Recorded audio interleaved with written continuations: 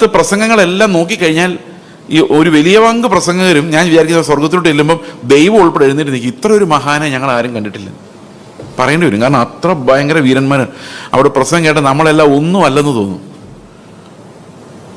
ശരിയാണോ ഞാൻ പറയുന്നത്? ഈ മോറൽ പ്രസംഗങ്ങൾ ഞാൻ എപ്പോഴും പറയാറുള്ളൊരു കാര്യമാണ്. നിങ്ങളൊന്ന് ശ്രദ്ധിച്ചേക്ക്, ഈ മോറൽ പ്രസംഗങ്ങൾക്കകത്ത് ഭയങ്കര അപകടമുണ്ട്. ഇപ്പം ഞാൻ നിങ്ങളോട് പറയാണ്, നിങ്ങൾ വിശുദ്ധ ജീവിതം നയിച്ചില്ലെങ്കിൽ നിങ്ങൾ ആരും സ്വർഗത്തിൽ പോകില്ല. സത്യമാണ്, അത് സത്യമാണ്. പക്ഷെ അത് ഉപദേശിക്കുമ്പോൾ ഒരു വലിയ പ്രോബ്ലം ഉണ്ട്. നിങ്ങൾ എന്നോട് ചോദിക്കാന്ന് വെച്ചോ, പാസ്റ്റർ സ്വർഗത്തിൽ പോകുമോ? അപ്പം ഞാൻ പറയും ഞാൻ പോകും. അതുകൊണ്ടാണല്ലോ ഞാൻ പ്രസംഗിക്കാൻ വന്നേക്കുന്നത് ഇത്ര ദൂരം. അപ്പോൾ നിങ്ങൾക്കിനി സ്വർഗത്തിൽ പോകാൻ ആരെ പോലെ ആയാൽ മതി? ഞാൻ പോകും, നിങ്ങൾ പോകില്ല. അപ്പം സ്വർഗത്തിൽ പോകാൻ ആരെ പോലെ ആയാൽ മതി? പാസ്റ്ററെ പോലെ ആയാൽ മതി. അപ്പം സ്വർഗത്തിലൂടെ പോകുന്ന പുതിയ വഴി ഏതാ? മനസ്സിലായില്ലേ? അപ്പം ഞാൻ പോകും, നിങ്ങൾ പോകില്ല എന്ന് ഞാൻ പറഞ്ഞു കഴിഞ്ഞാൽ, നിങ്ങൾ ഇന്ന ഇന്ന കാര്യങ്ങൾ ചെയ്താൽ പോകുള്ളൂ, ഞാൻ പോകും എന്ന് പറഞ്ഞു കഴിഞ്ഞാൽ അർത്ഥം ഇനി സ്വർഗത്തിൽ പോകാൻ നിങ്ങളുടെ മുമ്പിലുള്ള വഴി എന്താണ്? എന്നെ പോലെ ആവുക. ഇതാണ് മോറൽ പ്രസംഗങ്ങളുടെ എല്ലാം പുറകിൽ. അപ്പോൾ വേറൊരു നീതിമാൻ അവതരിക്കുക, യേശുക്രിസ്തു അല്ലാത്ത, യേശുക്രിസ്തുവിന്റെ നീതി വരെ എത്താത്ത, സ്വയനീതിയിൽ തടിച്ച ഒരാള്, അയാൾ വസ്ത്രം ധരിക്കുന്ന രീതിയുടെ അടിസ്ഥാനത്തിലോ പെരുമാറുന്ന രീതിയുടെ അടിസ്ഥാനത്തിലോ സ്വഭാവത്തിലെ വ്യത്യാസങ്ങൾ വെച്ചോ അവർ ക്ലെയിം ചെയ്യുകയാണ് ഞങ്ങൾ നിന്നേക്കാളും വിശ്വസ്തനും വിശുദ്ധനുമാണ്. മനസ്സിലാവുന്നുണ്ടോ? ഈ ഒരു ക്ലെയിമാണ് നമ്മളിവിടെ കാണുന്ന ആദ്യത്തെ കാര്യം. നിങ്ങളുടെ നീതി ശാസ്ത്രിമാരുടെയും പരീക്ഷന്മാരുടെയും നീതിയെ കവിയുന്നില്ലെങ്കിൽ, സ്വയനീതിയുടെ ലിമിറ്റ്സിനപ്പുറത്തേക്ക് കടക്കുന്നില്ലെങ്കിൽ, നമ്മൾ ഈ കഴിഞ്ഞ ദിവസങ്ങളെല്ലാം കണ്ടത് അതാണ്. നമ്മുടെ അധ്വാനം കൊണ്ടുണ്ടാകുന്ന നീതി നമ്മുടെ നീതിയാണ്. ആ നീതി എത്ര വർദ്ധിച്ചാലും നമ്മൾ രാജാവായി വരികയുള്ളൂ. അപ്പോൾ അതാണ് ആദ്യത്തെ ഗ്രൂപ്പ്. ആദ്യത്തെ ഗ്രൂപ്പ് എന്ന് പറയുന്നത്, ഞാൻ താഴേന്ന് മുകളിലോട്ടാണ് എന്ന് നോക്കിയത്. ഓക്കെ, അപ്പോൾ താഴെ 20-ാം വാക്യത്തിൽ പറയുന്നത്, നിങ്ങളുടെ നീതി ശാസ്ത്രിമാരുടെയും പരീക്ഷന്മാരുടെയും നീതിയെ കവിയുന്നില്ലെങ്കിൽ നിങ്ങൾ സ്വർഗ്ഗരാജ്യത്തിൽ കിടക്കയില്ല. അപ്പോൾ ശാസ്ത്രിമാരുടെയും പരീക്ഷന്മാരുടെയും നീതിയെ വേണമെങ്കിൽ നമുക്ക് ഇങ്ങനെ പറയാം, ഒരു മനുഷ്യന് സാധിക്കുന്നതിൻ്റെ അങ്ങേയറ്റം നീതി. അതാണ് അവരുടെ ഫുൾ എഫേർട്ടാണ് അവരെ നീതിമാന്മാരാകാൻ വേണ്ടി എടുക്കുന്നത്. പക്ഷെ അതുകൊണ്ട് ദൈവരാജ്യത്തിൽ പോകാൻ പറ്റില്ല. കാരണം അവൻ്റെ രാജ്യം ഉണ്ടാക്കാനേ പറ്റുള്ളൂ. അല്ലേ? ഇപ്പോൾ ഒരു പാസ്റ്റർ ഭയങ്കര നീതിമാനാണെങ്കിൽ ആ സഭ അയാളുടെ രാജ്യമാണ്, അയാൾ ഉപദേശിക്കുന്നതാണ് പിന്നെ അവിടുത്തെ കാര്യം. ശരിയാണോ ഞാൻ പറയുന്നത്? നിങ്ങൾ ഇടയ്ക്ക് തലയാട്ടിയാൽ എനിക്കൊരു സന്തോഷമാണ്. ഓക്കെ, ഇനി രണ്ടാമത്തെ ആൾക്കാരാന്ന് പറഞ്ഞാൽ സ്വർഗത്തിൽ പോകും, പക്ഷെ ദൈവരാജ്യത്തിലുണ്ട്, പക്ഷെ ദൈവരാജ്യത്തിൽ ഏറ്റവും ചെറിയവനാണ്. അവൻ ആരാന്നറിയോ? ദൈവരാജ്യത്തിൽ ഒരു കൽപ്പന അഴിക്കുന്നവൻ അവിടെ പറഞ്ഞേക്കുന്നത്. ഈ അഴിക്കുക എന്ന് പറഞ്ഞാൽ എന്താ അർത്ഥം? ലൂസ് ആക്കുക എന്നാണ്. ശരിക്കും നമ്മൾ ടൈറ്റ് ആയിട്ടുള്ള സ്ക്രൂ എന്ത് ചെയ്യുക? ലൂസ് ആക്കുക. അപ്പൊ ദൈവരാജ്യത്തിൽ ഒരു പ്രമാണം അഴിക്കുക. ലുവോ എന്ന ഗ്രീക്ക്, അത് ഭയങ്കര പ്രശസ്തമായൊരു ഗ്രീക്ക് വാക്കാണ്. ഗ്രീക്ക് പഠിക്കാൻ തുടങ്ങുമ്പോൾ ആദ്യം നമ്മൾ പഠിക്കുന്ന വാക്ക് അതാണ്, ലുവോ. ലുവോ എന്ന് പറഞ്ഞു കഴിഞ്ഞാൽ അഴിക്കുക എന്നാണ് അർത്ഥം. അപ്പം ദൈവവചനത്തിൽ പറഞ്ഞിരിക്കുന്ന ഒരു കുഞ്ഞു കാര്യം, ഒരു കുഞ്ഞു പ്രമാണം, അത് വലിയ കാര്യമില്ല എന്ന് ചിന്തിക്കുന്നവർ, എക്സാമ്പിൾ ഞാൻ പറയാം. സത്യം ചെയ്യരുതെന്നൊരു പ്രമാണം അല്ലേ, നമ്മളിപ്പോൾ അത് കാണാൻ പോവാണ്. ആണയിടരുത് എന്നൊരു പ്രമാണമുണ്ട്. സത്യം ബ്രദർ അങ്ങനെ പറയേണ്ട കാര്യമില്ലെന്നാണ് ബൈബിൾ പറയുന്നത്. കാരണം നമ്മൾ പറഞ്ഞാൽ പിന്നെ ആൾക്കാർക്ക് ഒരു സംശയം ഉണ്ടായിരുന്നു. അവൻ പറഞ്ഞാൽ ഇനിയിപ്പോൾ സംശയിക്കേണ്ട കാര്യമില്ല, കറക്റ്റ് ആയിരിക്കും. അങ്ങനെ ഒരു സത്യത്തിൻ്റെ ഒരു അന്തരീക്ഷം നമ്മുടെ ചുറ്റും ഉണ്ടാകണം. ചേസ് പറഞ്ഞേനെ സത്യമാകാൻ സാധ്യതയില്ല എന്ന് ആൾക്കാർ പറയരുത്. അങ്ങനെ പറയേണ്ടി വന്നാൽ നമ്മൾ ആണയിട്ട് മടുക്കും. ശരിയാണ്. മറ്റുള്ളവരുടെ മുമ്പിൽ നമ്മൾ ആണയിടേണ്ടി വരുന്നത് എന്തുകൊണ്ടാണ്? നമ്മുടെ ഉള്ളിൽ കള്ളത്തരം ഉള്ളതുകൊണ്ടാണ്. നമ്മൾ പറയുന്നതെല്ലാം ഉവ്വ് അല്ലാത്തതുകൊണ്ടാണ്. അപ്പോൾ നമ്മൾ പറയുന്നതെല്ലാം ഉവ്വ് ആണെങ്കിൽ നമ്മൾ ആണയിടേണ്ട കാര്യമില്ല. നമ്മൾ പറയുമ്പോൾ തന്നെ ആൾക്കാർ വിശ്വസിക്കും, നമുക്കറിയാം വിശ്വസിച്ചു. പക്ഷെ നമ്മൾ പറയുമ്പോൾ ആൾക്കാർ വിശ്വസിക്കില്ല എന്ന് നമുക്ക് തോന്നാനുള്ള കാരണം എന്താ? പലപ്പോഴും പല കള്ളത്തരങ്ങൾ നമ്മൾ പറഞ്ഞിട്ടുണ്ട്. അതുകൊണ്ട് നമുക്കറിയാം ഇത് ചിലപ്പോൾ അവർ വിശ്വസിച്ചില്ലെങ്കിൽ പ്രശ്നവും, അതുകൊണ്ട് ആണയിട്ടങ്ങ് പറഞ്ഞേക്കാം എന്ന് പറയാൻ കാരണം നമ്മുടെ വിശ്വസ്തത കുറയുമ്പോഴാണ്. ഓക്കെ, അപ്പോൾ പല ആൾക്കാർ ഇങ്ങനെ ആണയിടുന്നു. അപ്പോൾ നമ്മൾ പറയും ചെറിയ കൽപ്പനയല്ലേ സാരമില്ല എന്ന് വെക്കുന്നവൻ ദൈവരാജ്യത്തിലുണ്ട്. അതാണ് ചെറിയൊരു കൽപ്പന അഴിക്കുന്നവൻ, അത് സാരമില്ല എന്ന് പഠിപ്പിക്കുന്നവൻ ദൈവരാജ്യത്തിലുണ്ട്. അവൻ പരീക്ഷനെയും ശാസ്ത്രിയേക്കാളും ബെറ്ററാണ്. കാരണം എന്താ? ഈ സ്വയനീതി ഉള്ളവനേക്കാളും ബെറ്ററാണ് ഇത്തിരി ചെറിയ ചില കൽപ്പനകളെ ലൂസാക്കുന്നവൻ. എന്ന് പറഞ്ഞു കഴിഞ്ഞാൽ ലൂസാക്കാമെന്നതിന് അർത്ഥമില്ല. നമ്മളെപ്പോഴും പൂർണ്ണ പ്രതിഫലം നോക്കുന്നവരായതുകൊണ്ട് നമ്മൾ ഒരു കാരണവശാലും ഒരു കൽപ്പനയും അഴിക്കുന്നവരാകരുത്. ഇവിടെ മലയാളത്തിൽ വായിക്കുമ്പോൾ ഒരു ചെറിയ കൺഫ്യൂഷൻ ഉണ്ട്, ഇംഗ്ലീഷിൽ കുറച്ചുകൂടെ കൃത്യമായിട്ടുണ്ട്. ഇവിടെ പറയുന്നത്, ആകയാൽ ഈ ഏറ്റവും ചെറിയ കൽപ്പനകളിൽ നിന്ന് അഴിക്കുകയും മനുഷ്യരെ അങ്ങനെ പഠിപ്പിക്കുകയും ചെയ്യുന്നവൻ. അത് ഇംഗ്ലീഷിൽ വായിക്കുമ്പം അവിടെ പറയുന്നത് ഇങ്ങനെയാണ്, therefore whoever relaxes one of these least commandment, അതായത് ടൈറ്റായിട്ട് ഹോൾഡ് ചെയ്യാതെ റിലാക്സ് ചെയ്യുന്ന, ഇത്തിരി ഫ്രീ ആക്കി വിടുന്ന, okay, relaxes one of these least of these commandments and teaches others to do the same. അപ്പൊ മറ്റുള്ളവരും അങ്ങനെ തന്നെ മതി, അത് വലിയ കാര്യമായിട്ട് എടുക്കണ്ട ബ്രദറെ എന്ന് പറയുന്ന ആൾക്കാർ അവരെങ്ങനെയുള്ളതായിരിക്കും? ദൈവരാജ്യത്തിൽ ഏറ്റവും ചെറിയവരായിരിക്കും. അപ്പോൾ അതിനർത്ഥം എന്താണ്? ഒരു കുഞ്ഞു കൽപ്പന പോലും വളരെ ഇമ്പോർട്ടൻ്റ് ആണെന്നാണ് അർത്ഥം. അതായത് ഒരാൾ റിലീസ് ചെയ്യാൻ തുടങ്ങിയാൽ അയാൾ ദൈവരാജ്യത്തിൽ ഏറ്റവും കുറഞ്ഞവനായിട്ട് വരും. മനസ്സിലാകുന്നുണ്ടോ? അപ്പോഴും സ്വയനീതി കടന്നു പോകുന്നു. നമ്മൾ സ്വയനീതി കടന്ന് ഇപ്പുറത്ത് ചാടിയാലും ഏതെങ്കിലും ഒരു കൽപ്പനയെ നമ്മൾ ഇത്തിരി ലൂസാക്കിയാൽ, അത് വലിയ കാര്യമല്ല എന്ന് കണ്ടാൽ അതിനർത്ഥം എന്താണ്? അവൻ ചെറിയവനായി മാറി. അതായത് ഹിസ് ഗ്രേറ്റ്നെസ് ഹാസ് ഡിമിനിഷ്ഡ് എന്നാണ്. അപ്പോൾ അടുത്ത വാക്യം ഇങ്ങനെ പറയുന്നത്, but whoever does them and teaches them will be called the great in the kingdom of. അപ്പം ഏതെങ്കിലും ഒരു ചെറിയ കൽപ്പന അനുസരിക്കാൻ ഒരാൾക്ക് പറ്റിയാൽ അയാളാണ് ദൈവരാജ്യത്തിലെ ഏറ്റവും വലിയവൻ. അപ്പോൾ വലിയവനെയും ചെറിയവനെയും നോക്കിക്കഴിഞ്ഞാൽ നമുക്കൊരു കാര്യം മനസ്സിലാവും, ദൈവരാജ്യത്തിൽ വലിയവനാകുവാൻ, അതായത് ശ്രേഷ്ഠനാകുവാൻ നമ്മുടെ വിളി അതിനു വേണ്ടിയല്ലേ. നമ്മുടെ വിളി ക്രിസ്തുവിനെ പോലെ ആകാൻ വേണ്ടിയുള്ളൊരു വിളിയാണ്. നമ്മൾ പല ആൾക്കാരും പറയുന്നുണ്ട്, എനിക്ക് എങ്ങനെയെങ്കിലും ഒന്ന് സ്വർഗത്തിൽ പോയാൽ മതിയായിരുന്നു ബ്രദർ. എങ്ങനെയെങ്കിലും പോകാൻ പറ്റത്തില്ല. യേശു ക്രിസ്തുവിനെ പോലെ മാത്രമേ അവിടെ പ്രവേശനം, അതായത് ക്രിസ്തുവിൻ്റെ തേജസ്സോടെ അവിടെ പ്രവേശിക്കാൻ വേണ്ടിയാണ് നമ്മൾ കാത്തിരിക്കുന്നത്. അപ്പോൾ നമ്മുടെ ഓട്ടം ക്രിസ്തുവിനെ പോലെ ആകാൻ വേണ്ടിയുള്ള ഓട്ടം. അപ്പോൾ ഓരോ ചെറിയ കൽപ്പനയും അതിൻ്റെ സ്പിരിച്വൽ ഡൈമെൻഷനിൽ ഇപ്പം മുമ്പോട്ട് വന്നു കഴിയുമ്പം ഇത് കുറച്ചുകൂടെ വ്യക്തമാവും, ഈ കൽപ്പനയുടെ അടിസ്ഥാനം എന്താണ്. ഒക്കെ ചെറിയ കൽപ്പനകൾ പോലും. അപ്പം ദൈവത്തിൻ്റെ ആത്മീക പ്രമാണത്തിൽ ഒത്തിരി ചെറിയ കൽപ്പനകൾ നമ്മൾ ഇഗ്നോർ ചെയ്ത് വിടുന്ന ഒത്തിരി ചെറിയ കൽപ്പനകൾ. നമുക്ക് നോക്കാം അതെന്താണ്. ചെറുതല്ല, അത് സീരിയസ് ആണ്, പക്ഷെ നമ്മൾ ഇഗ്നോർ ചെയ്ത് കളയുന്ന കൽപ്പന. ഫോർ എക്സാമ്പിൾ, താഴോട്ട് വരുമ്പോൾ നമുക്ക് നോക്കാം. കൊല ചെയ്യരുതെന്നും ആരെങ്കിലും കൊല ചെയ്താൽ ന്യായവിധിക്ക് യോഗ്യനാകുമെന്നും പൂർവന്മാരോട് അരുളി ചെയ്തത് നിങ്ങൾ കേട്ടിട്ടുണ്ടല്ലോ. ഞാനോ നിങ്ങളോട് പറയുന്ന സഹോദരനോട് കോപിക്കുന്നവനെല്ലാം ന്യായവിധിക്ക് യോഗ്യനാകും. ഇനി അടുത്ത കേട്ടണം, സഹോദരനോട് നിസാര എന്ന് പറഞ്ഞാലോ ന്യായദിവസയുടെ മുമ്പിൽ നിൽക്കേണ്ടി വരും. മൂട എന്ന് പറഞ്ഞാലോ അഗ്നി നരകത്തിന് യോഗ്യനാകും. ഓക്കെ, അപ്പോൾ ഇവിടെ എന്താ പറഞ്ഞു വരുന്നത്?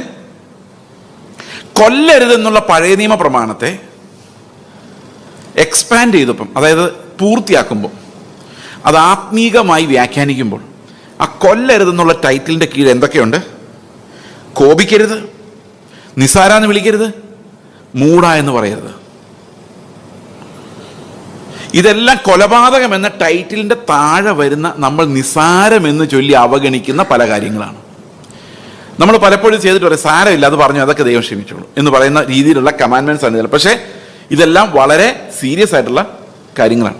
അപ്പൊ കൊല്ലരുതെന്നുള്ളൊരു ടൈറ്റിലിന്റെ കീഴിൽ എന്തൊക്കെ കിടക്കുന്നു നോക്കി. സഹോദരനോട് കോപിക്കരുത്, നിസാര എന്ന് വിളിക്കരുത്, മൂട എന്ന് പറയരുത്.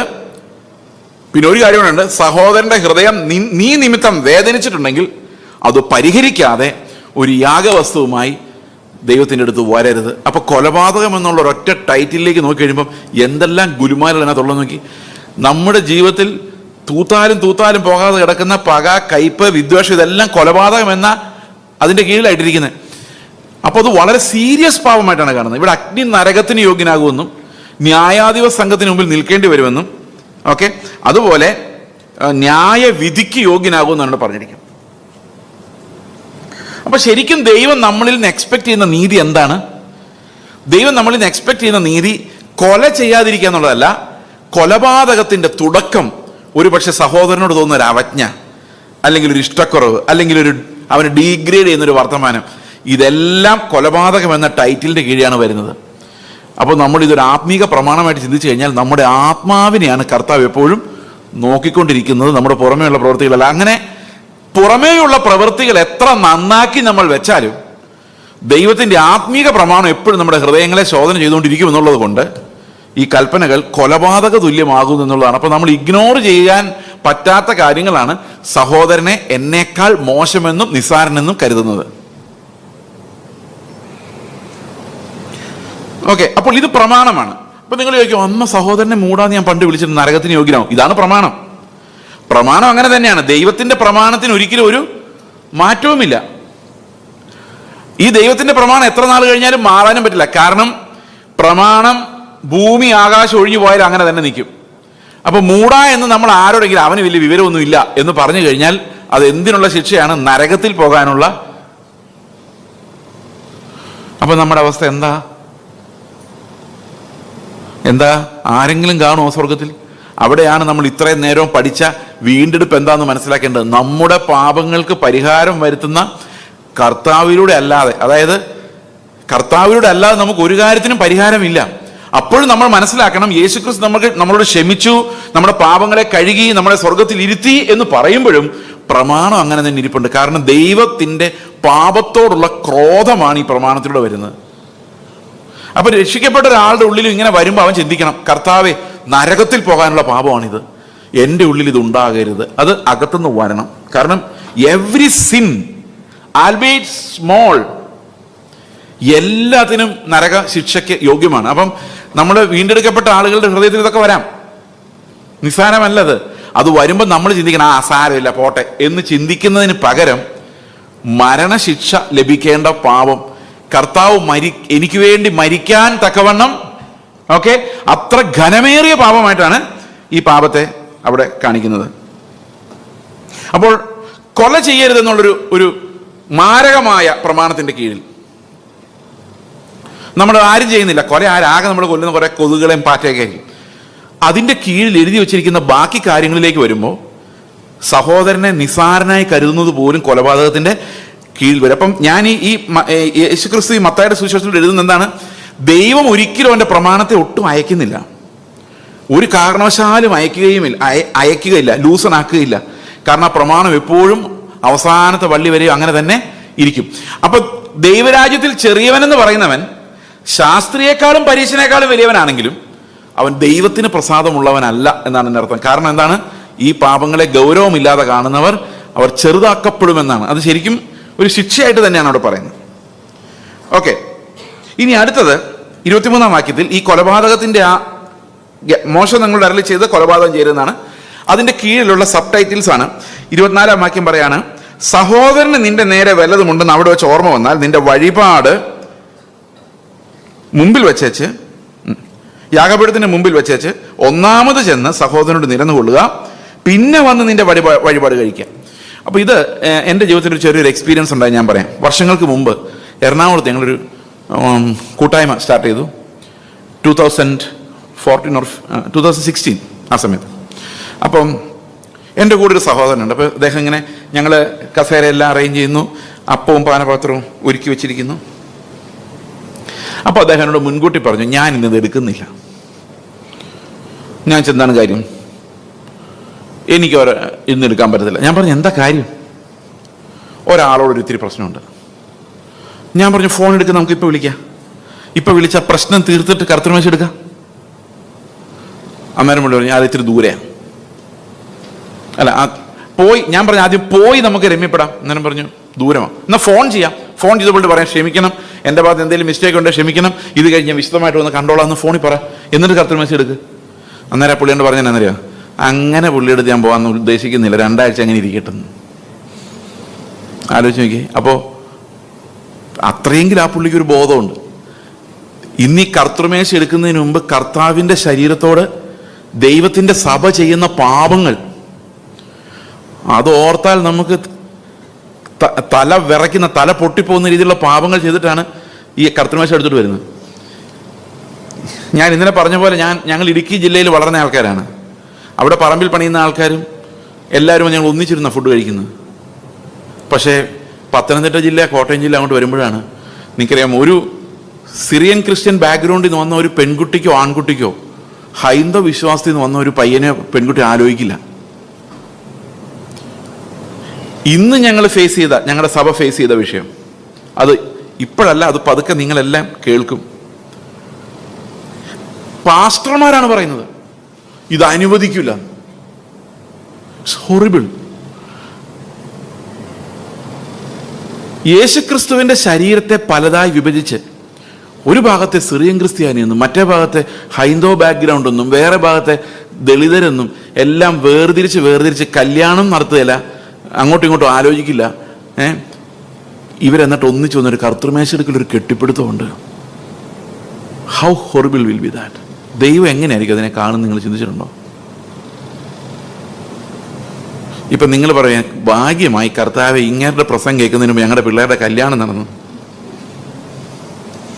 കല്യാണം നടക്കാത്ത ആൾക്കാർ പറയായിരിക്കും ഇനിയിപ്പോൾ എന്തോ ചെയ്യും, മിണ്ടാൻ പറ്റുമോ? പക്ഷെ ഒരു കാര്യമുണ്ട്, നിങ്ങൾ മിണ്ടിയില്ലെങ്കിൽ കർത്താവ് നിങ്ങളോട് തീർച്ചയായിട്ടും മറ്റുള്ളവരെ നിസ്സാരരെന്ന് കണ്ട കൊലപാതകത്തിൻ്റെ കീഴിൽ ഇത് വരും. ഞാനിത് പറയാൻ കാരണം ഒറ്റയ്ക്ക് വിശ്വാസത്തിൽ വന്ന അനേകം പെൺകുട്ടികൾ വിവാഹം കഴിക്കാതെ ഇപ്പോഴും നിൽപ്പുണ്ട്. ഞാൻ കല്യാണം കഴിച്ചത് ഹൈന്ദവ ബാക്ക്ഗ്രൗണ്ടിൽ നിന്ന് വന്ന ഒരാളെയാണ്. മിഷണറി ആയിരുന്നു, ഓൾറെഡി മിഷണറി ആയിരുന്ന ഒരാളെയാണ് ഞാൻ കല്യാണം കഴിച്ചത്. എന്നിട്ട് വർഷങ്ങൾ കഴിഞ്ഞപ്പോൾ എൻ്റെ തന്നെ ഒരു ബന്ധു പറയാ, നീ എന്നാലും ഹിന്ദുവിനെ കല്യാണം കഴിക്കും നിങ്ങൾ വിചാരിച്ചു. ഞാൻ പറഞ്ഞു ഏത് Hindu? I married a Christian, a missionary. No, ഈ ബാക്ക്ഗ്രൗണ്ട് എന്ന് പറയുന്ന ഒരു സാധനം ഉണ്ടല്ലോ. ഞാൻ പറയുന്നത് പിള്ളേർ ഇതൊക്കെ എഴുന്നേറ്റ് ബ്രേക്ക് ചെയ്യണമെന്നാണ്. യൗവനക്കാരല്ല ഇത് ബ്രേക്ക് ആക്കാൻ പറ്റത്തുള്ളൂ. ഈ ലോകത്തിലെ ഏറ്റവും വലിയ ശാപങ്ങളിൽ ഒന്നാണ് ഈ ജാതി തിരിച്ചുള്ള segregation. We can break it only if the youngsters come up and tell their parents, ഞങ്ങൾക്ക് യേശു ക്രിസ്തുവിൻ്റെ ശരീരത്തിനെതിരെ പാപം ചെയ്യാൻ സാധിക്കില്ല. ഞാൻ ഡിഫൈ ചെയ്യാൻ തന്നെയാണ് പറയുന്നത്. കാരണം അതല്ലാതെ പോവില്ല. ഇത് എത്ര തൂത്താലും ജാതി പോവില്ല. നിങ്ങൾക്ക് നല്ല ദേഷ്യം കൊണ്ട് വരുന്നുണ്ടെന്നറിയാം, അതവിടെ ഇരിക്കട്ടെ. ഓക്കെ, അപ്പോൾ സഹോദരനോട് നിനക്കെന്തെങ്കിലും ഉണ്ടോന്നുള്ളതല്ല, നിനക്കൊന്നും കാണില്ല. അത് കർത്താവ് നല്ലൊരു ട്രിക്കാണ് പറഞ്ഞേക്കുന്നത്. കാരണം നമ്മൾ ആരോട് വഴക്കുണ്ടാക്കിയാലും നമുക്ക് അവരോട് ഞാൻ പണ്ട് ക്ഷമിച്ചതാ ബ്രദറെ, എനിക്ക് അങ്ങനെ ഒന്നുമില്ല, അത് നമ്മളങ്ങനെ പറയുള്ളൂ. നമ്മുടെ സ്വഭാവം അതാണ്, ഞാൻ പണ്ട് ക്ഷമിച്ചതാ. അങ്ങനെ നമുക്ക് തോന്നുന്നുണ്ടാകാം, ഞാൻ ക്ഷമിച്ചതാണെന്ന് തോന്നുന്നുണ്ടാകാം. പക്ഷേ ഒരു മനുഷ്യനും അങ്ങനെ പെർഫെക്റ്റ് ആയിട്ട് ക്ഷമിക്കാൻ ക്രിസ്തുവിൻ്റെ അധിവാസമില്ലാതെ സാധിക്കില്ല. അപ്പോൾ നമ്മൾ ചിന്തിക്കേണ്ടത് നമ്മുടെ കാര്യമല്ല. അവർ ഓൺ സോൾ ഈസ് ഡിസെപ്റ്റീവ്. എൻ്റെ ആത്മാവിൽ ചതിയുണ്ട്, എൻ്റെ പ്രാണനിൽ ചതിയുണ്ട്. അപ്പൊ ഞാൻ ക്ഷമിച്ചു എന്ന് എനിക്ക് തോന്നാം, പക്ഷെ ശരിക്കും ക്ഷമിച്ചിട്ടുണ്ടാവില്ല. ഓക്കെ, അതുകൊണ്ട് മറ്റേയാളുടെ ഫീലിങ്ങിനെ കുറിച്ച് നോക്കണം. ഞാൻ അവനുമായിട്ട് രമ്യപ്പെട്ടൊന്ന് മറ്റൊരാളെ നോക്കുമ്പോഴാണ് നമുക്ക് മനസ്സിലാകുന്നത്. അവനോട് സോറി പറഞ്ഞിട്ട് ക്ഷമ പറഞ്ഞിട്ടോ മൈൻഡ് ചെയ്യുന്നില്ലെങ്കിൽ വിട്ടേക്ക്, പക്ഷേ അത് രമ്യപ്പെടാനുള്ള ആദ്യ പടി വെക്കാൻ എനിക്ക് കടമയുണ്ടെന്നാവും. കാരണം ഇവിടെ കർത്താവ് അതുകൊണ്ട് പ്രത്യേകമായിട്ട് പറഞ്ഞ നിങ്ങൾക്ക് എന്തെങ്കിലും ഉണ്ടെങ്കിലല്ല, നിങ്ങൾക്ക് എന്തെങ്കിലും ഉണ്ടെന്ന് പറഞ്ഞാൽ കർത്താവിന് മുമ്പിൽ ഏറ്റവും കൂടുതൽ നമ്മൾ അഭിനയിക്കുന്നത്. നമ്മൾ അപ്പം തന്നെ പറയാം എൻ്റെ കർത്താവേ ഒന്നുമില്ല കർത്താവേ എന്ന് പറയുള്ളൂ, പക്ഷെ കർത്താവിന് അറിയാതെ ഉള്ളിലുണ്ടെന്ന്. അപ്പോൾ always the test is to look at the other person. നിങ്ങളുടെ സഭയിലുള്ള നിങ്ങളുടെ ശത്രു നിങ്ങളെക്കുറിച്ച് എന്താ കരുതുന്നത്? അയാൾക്ക് നിങ്ങളുമായിട്ടൊരു ഇഷ്യൂ ഉണ്ടോ? കർത്തൃമേശ എടുക്കാൻ പാടില്ല. ഇന്ന് സഭകളിൽ മുഴുവൻ ഛിദ്രമാണ്. ഈ ഛിദ്രത്തിന്റെ പ്രശ്നം എന്താണെന്ന് കൊരിന്ത്യ ലേഖനത്തിൽ പറയുന്നുണ്ട്. സഹോദരങ്ങൾക്ക് പരസ്പരം കാണാൻ മേല, ഇഷ്ടമില്ല, ഒരാളെ നിസ്സാരനായി കാണുന്നു. അതുകൊണ്ട് എന്താ സംഭവിക്കുന്നത് നമുക്ക് നോക്കാം. കൊരിന്ത്യ ലേഖനം 3-ാം അധ്യായത്തില് പൗലോസ് പറയുന്നൊരു കാര്യമുണ്ട്, നമുക്കത് വായിച്ചു നോക്കാം. എന്നാൽ സഹോദരന്മാരെ, 1-ാം വാക്യം, എനിക്ക് ആത്മീകന്മാരോടെന്ന പോലെയല്ല ജഡീകന്മാരോടെന്ന പോലെ ക്രിസ്തുവിൽ ശിശുക്കളായിരിക്കുന്നവരോട് എന്ന പോലെ അത്രേ സംസാരിക്കാൻ കഴിയുന്നുള്ളൂ. അപ്പം കൊരിന്ത് സഭയെ നോക്കുമ്പോൾ ശ്രദ്ധിക്കണേ, കൊരിന്ത് സഭയെ നോക്കുമ്പോൾ പൗലോസിന് തോന്നുകയാണ് കുറെ കുഞ്ഞുങ്ങൾ ഇവിടെ ഇരിക്കുന്നു. എന്തുകൊണ്ടാണെന്നറിയോ? ജഡീകന്മാർ ഭക്ഷണമല്ല പാലത്ര നിങ്ങൾക്ക് തന്നത്, ഭക്ഷിപ്പാൻ നിങ്ങൾക്ക് കഴിവില്ലായിരുന്നു, ഇപ്പോഴും കഴിവായിട്ടില്ല. അപ്പം ഞാൻ അന്ന് നിങ്ങളുടെ കൊരിന്ത് സഭയിൽ ശുശ്രൂഷിച്ചപ്പോൾ ഞാൻ നിങ്ങൾക്ക് പാല് മാത്രമേ തന്നിട്ടുള്ളൂ, ഹോർലിക്സ് ഒക്കെ തരണമെന്ന് ആഗ്രഹം ഉണ്ടായിരുന്നു. പക്ഷെ എന്ത് തന്നാലും ഛർദ്ദിക്കുന്ന അത്ര ദുർബലമായൊരു ഡൈജസ്റ്റീവ് സിസ്റ്റമായിട്ടാണ് നിങ്ങളിരുന്നത്. ഇപ്പം ഞാൻ ദൂരെ പോയിട്ട് തിരിച്ചു വന്നപ്പം അതുപോലെ തന്നെ ഇരിക്കുകയാണ്, അതേ പാലുകുടി. അവർക്ക് അറ്റ്ലീസ്റ്റ് പാലെങ്കിലും കിട്ടുന്നുണ്ടായിരുന്നു. ഇന്ന് മയക്കുപൊടി കലക്കിയ പാല് പോലിരിക്കുന്ന വെള്ളമാണോ കുടിക്കുന്നതെന്ന് ഞാൻ ചിന്തിക്കുന്നത്. ഓക്കെ, ഇവിടെ പറയുകയാണ്, നിങ്ങളുടെ ഇടയിൽ ഈർഷ്യയും പിണക്കവും ഇരിക്കെ നിങ്ങൾ ജഡീകന്മാരും ശേഷം മനുഷ്യരെ പോലെ നടക്കുന്നവരുമല്ലയോ. എന്താണ് ഈ ഈർഷ്യ എന്ന് പറയുന്നതും പിണക്കം എന്ന് പറയുന്നതും? അടുത്ത വാക്യത്തിൽ പറയുന്നുണ്ട്, ഒരുത്തൻ ഞാൻ പൗലോസിന്റെ പക്ഷക്കാരനെന്നും മറ്റുള്ള ഞാൻ അപ്പല്ലോസിന്റെ പക്ഷക്കാരനെന്നും പറയുമ്പോൾ നിങ്ങൾ സാധാരണ മനുഷ്യരല്ലയോ, നിങ്ങൾ കുഞ്ഞുങ്ങൾ, നിങ്ങൾക്ക് എന്ത് പരിജ്ഞാനമാണ് ഉണ്ടാകാൻ പോകുന്നത്? ഇത് നമ്മൾ ഏതെങ്കിലും ഒരു സഭയിൽ ഇങ്ങനെ സഹോദരങ്ങൾ തമ്മിൽ വഴക്കുണ്ടെങ്കിൽ ആ സഭയിൽ ഒരു അക്ഷരം പോലും കർത്താവിൻ്റെ പരിജ്ഞാനം പ്രസംഗിക്കാൻ പറ്റത്തില്ല. ഞാനൊരു സഭയിൽ, മധ്യ തിരുവിതാംകൂറിലൊരു സഭയിൽ പ്രസംഗിച്ചുകൊണ്ടിരിക്കുമ്പോൾ പ്രസംഗിച്ച് 8:45 വരെ പ്രസംഗം. 8:20 ആയപ്പോഴേക്കും എന്നോട് കർത്താവിൻ്റെ ആത്മാവിൻ്റെ ഉള്ളിൽ പറഞ്ഞു, ഞാൻ ഈ ജനത്തോട് സംസാരിക്കുന്നില്ല. ഞാൻ ബൈബിൾ ക്ലോസ് ചെയ്തു. ക്ലോസ് ചെയ്ത് കഴിഞ്ഞപ്പോഴാണ് മനസ്സിലായത് അവർക്കെല്ലാം ഭയങ്കര സന്തോഷമായിപ്പോയിന്ന്. അവർക്കിത് എങ്ങനെയെങ്കിലും തീർന്നാൽ മതിയായിരുന്നു. അത് അപ്പൊ പിന്നെ മനസ്സിലായത് ആ ചർച്ചിൽ പൊളിറ്റിക്സ് കൊണ്ട് രണ്ടായിട്ട് സ്പ്ലിറ്റ് ആയിരിക്കും. അവിടെ കർത്താവിനെ കുറിച്ച് പറയണമെങ്കിൽ ആദ്യം ക്ഷമിച്ചിട്ട് അവിടെ ഇരിക്കാൻ പറ്റുള്ളൂ. അത് പറ്റാത്തിടത്തോളം കാലം യേശുക്രിസ്തുവിനെ കുറിച്ച് എന്ത് പറഞ്ഞിട്ടും കാര്യമില്ല. ആ കർത്തൃമേശയിൽ ശരിക്കും കർത്താവല്ല.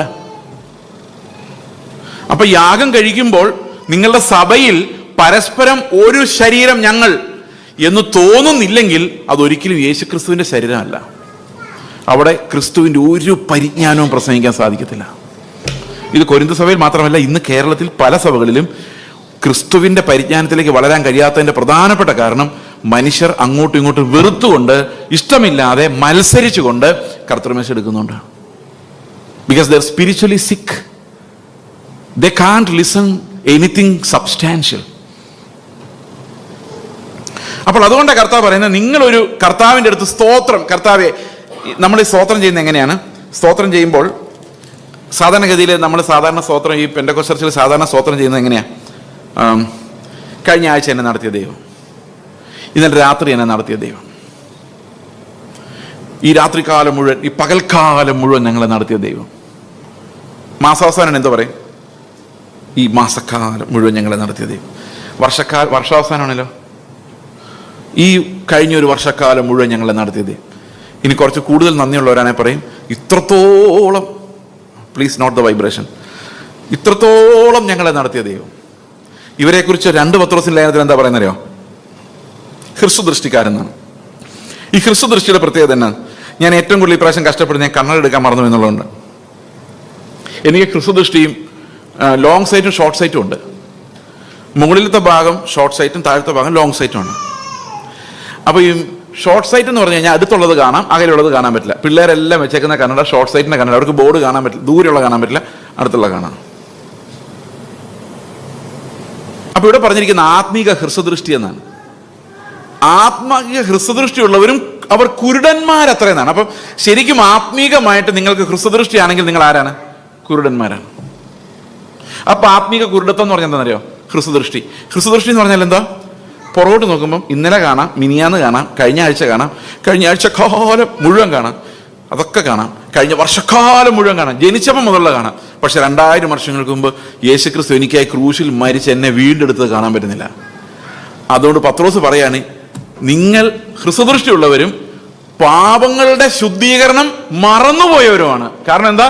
നമ്മൾ ഈ സ്തോത്രം പറയുമ്പോൾ നമ്മുടെ ഓർമ്മ കാൽവരി വരെ എത്തുന്നില്ല. കർത്താവ് എനിക്ക് വേണ്ടി മരിച്ചു എന്ന് പറയുന്നില്ല. നിങ്ങൾ ശ്രദ്ധിച്ചു നോക്ക്, ചർച്ചകൾ ഇത് പറയുന്നില്ല. സ്തോത്രം ചെയ്യുമ്പോൾ എന്താ നമ്മൾ പറയേണ്ടത്? സ്തോത്രം ചെയ്യുമ്പോൾ ഞാൻ പറയും, എൻ്റെ കർത്താവേ, എൻ്റെ അസംഖ്യം പാപങ്ങൾക്ക് വേണ്ടി ഞാൻ അനുഭവിക്കേണ്ട ശിക്ഷ അനുഭവിച്ച കാൽവരി ക്രൂശിൽ കിടന്ന എന്നെ രക്ഷിക്കാൻ വേണ്ടി ഇത്ര വലിയ പീഡനം അനുഭവിച്ച കർത്താവെ, ന്യായപ്രമാണത്തിന്റെ അന്ത്യം വരെ നീ എന്നെ നടത്തിയതിനായിട്ട് സ്തോത്രം, എന്നെ നീതിമാനാക്കിയതിനായിട്ട് സ്തോത്രം, എനിക്ക് യോഗ്യതയില്ലാത്ത സ്ഥാനത്ത് നിന്റെ മകനാക്കി എന്നെ മാറ്റിയതിനായിട്ട് സ്തോത്രം എന്ന് പറഞ്ഞിട്ട് അങ്ങേ അപ്പുറത്ത് നിൽക്കുന്ന കണ്ടില്ലേ പാപം ചെയ്തിട്ടെന്ന് പറയാൻ നമുക്ക് പറ്റില്ല. കാരണം എന്താ? ഞാനിപ്പോൾ കർത്താവിനോട് പറഞ്ഞത്, ഈ പാപികളിൽ 1-ാം നമ്പർ ഞാനാണ്. എന്നോട് ക്ഷമിച്ച നിനക്ക് ഇവനോട് ക്ഷമിക്കുക ഈസിയാണ്. അപ്പോൾ അവിടെ നമുക്ക് പരസ്പരം ക്ഷമയില്ലെങ്കിൽ സ്തോത്രം ഉയരുന്നില്ല. അവർ പരീശന്മാർ കൂട്ടമായിട്ട് കൊണ്ട് പറയാണ്, അവനേക്കാൾ ഞാൻ നല്ലവനാകയാൽ നിന്നെ സ്തുതിക്കുന്നു. എൻ്റെ അടുത്തിരിക്കുന്ന സഹോദരൻ കള്ളനും ഞാൻ സത്യസന്ധനുമാകയാൽ ഞാൻ നിന്നെ സ്തുതിക്കുന്നു.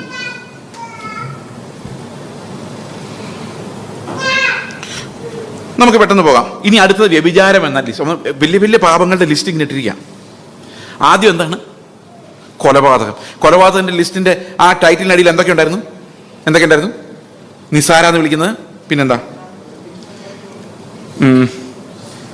കോപിക്കുന്നത്, നിസാരാന്ന് വിളിക്കുന്നത്, മൂട എന്ന് വിളിക്കുന്നത്, സഹോദരൻ എന്നോടൊരു ദുഃഖമുണ്ടെങ്കിൽ അത് അവഗണിക്കുന്നത്.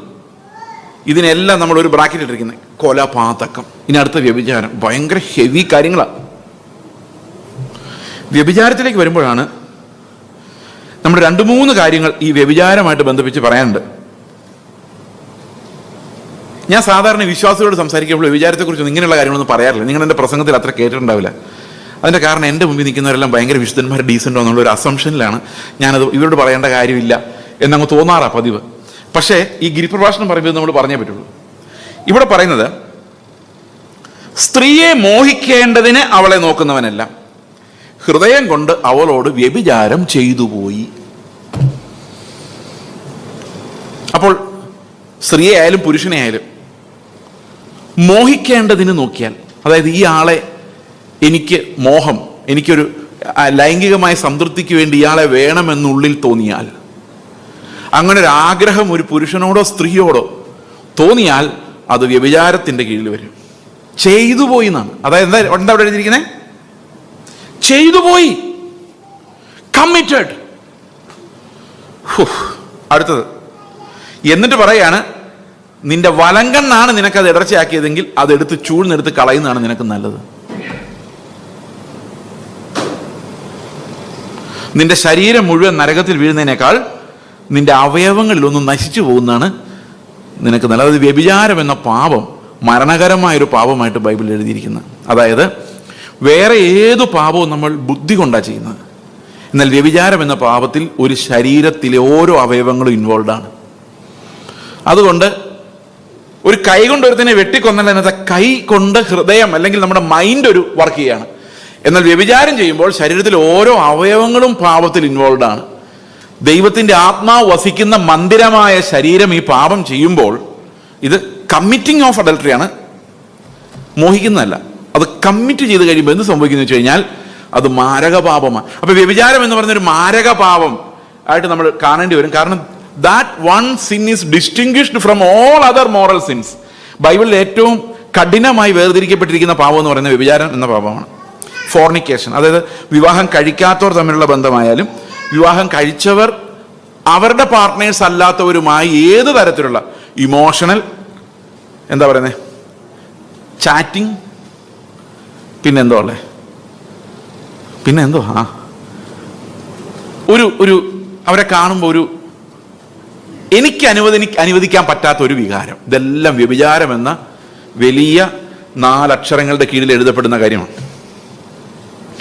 ഇന്ന് ശുശ്രൂഷകർ നേരിടുന്ന ഒരു വലിയ പ്രശ്നമാണിത്.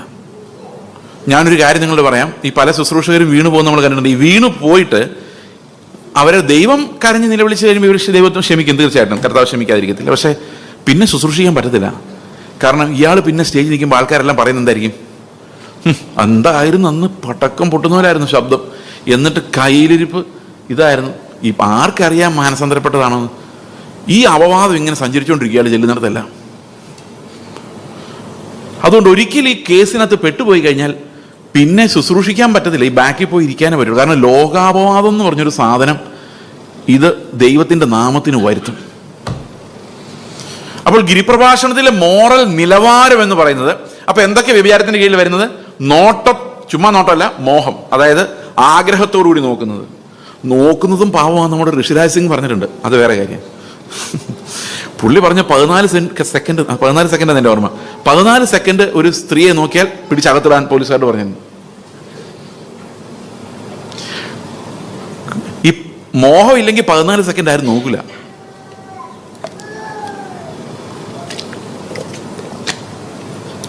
ഋഷിരാജ് സിംഗിന് ബൈബിൾ അത്ര അറിയത്തില്ലെങ്കിലും ബോധമുണ്ട് നമുക്ക് ചിന്തിക്കാം. അപ്പോൾ നമ്മൾ നമ്മുടെ വിശുദ്ധിക്ക് വേണ്ടി, കർത്താവിൻ്റെ പ്രസാദത്തിനു വേണ്ടി, പ്രത്യേകിച്ചും ശുശ്രൂഷയിലുള്ളവർ എല്ലാവരും കൊടുക്കേണ്ട ഒരു വലിയ വിലയാണ് നമ്മുടെ വിശുദ്ധി എന്ന് പറയുന്നത്. അതായത് ലൈംഗികമായ വിശുദ്ധി, ഏകാഗ്രത എന്ന് പറയുന്നത്. ഓക്കെ, ഇത് ഒരു തരത്തിലുള്ള വ്യഭിചാരം. ഇനി അടുത്ത തരത്തിലൊരു സ്റ്റാൻഡേർഡ് കൂടിയ വ്യഭിചാരമുണ്ട്.